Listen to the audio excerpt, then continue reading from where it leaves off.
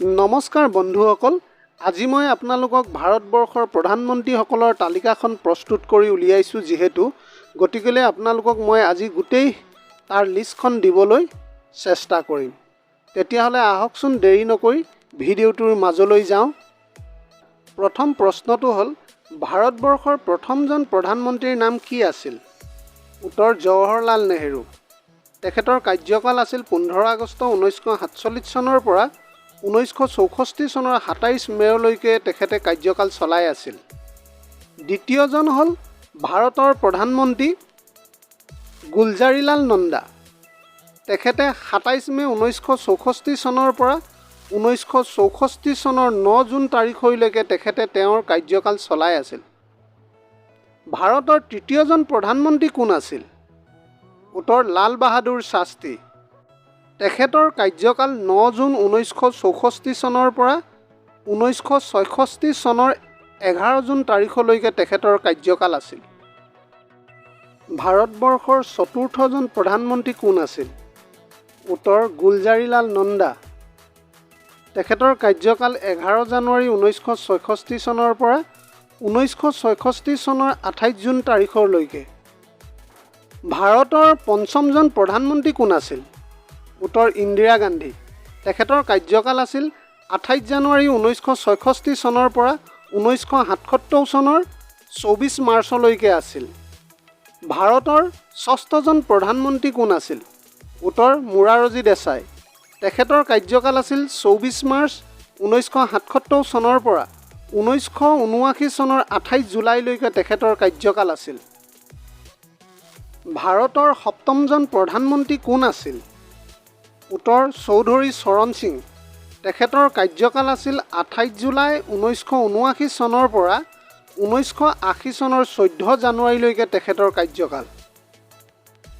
ভাৰতৰ অষ্টমজন প্ৰধানমন্ত্ৰী কোন আছিল? উত্তৰ ইন্দিৰা গান্ধী। তেখেতৰ কাৰ্যকাল আছিল 14 জানুৱাৰী 1980 চনৰ পৰা 1984 চনৰ 31 অক্টোবৰলৈকে। ভাৰতৰ নৱমজন প্ৰধানমন্ত্ৰী কোন আছিল? উত্তৰ ৰাজীৱ গান্ধী। তেখেতৰ কাৰ্যকাল আছিল 31 অক্টোবৰ 1984 চনৰ পৰা 1989 চনৰ 2 ডিচেম্বৰলৈকে। ভাৰতৰ দশমজন প্ৰধানমন্ত্ৰী কোন আছিল? উত্তৰ VP সিং। তেখেতৰ কাৰ্যকাল 2 ডিচেম্বৰ 1989 চনৰ পৰা 1990 চনৰ 10 নৱেম্বৰলৈকে আছিল। ভাৰতৰ একাদশজন প্ৰধানমন্ত্ৰী কোন আছিল? উত্তৰ চন্দ্ৰশেখৰ সিং। তেখেতৰ কাৰ্যকাল 10 নৱেম্বৰ 1990 চনৰ পৰা 1991 চনৰ 21 জুন তাৰিখলৈকে আছিল। ভাৰতৰ দ্বাদশজন প্ৰধানমন্ত্ৰী কোন আছিল? উত্তৰ PV নৰসিংহ ৰাও। তেখেতৰ কাৰ্যকাল 21 জুন 1991 চনৰ পৰা 1996 চনৰ 16 মে' তাৰিখলৈকে তেখেতৰ কাৰ্যকাল আছিল। ভাৰতৰ তৃতীয়দশ প্ৰধানমন্ত্ৰীজন কোন আছিল? উত্তৰ অটল বিহাৰী বাজপেয়ী।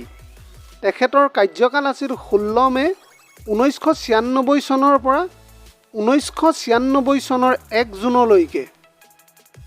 ভাৰতৰ চতুৰ্দশ প্ৰধানমন্ত্ৰীজন কোন আছিল? উত্তৰ HD দেৱেগৌড়া।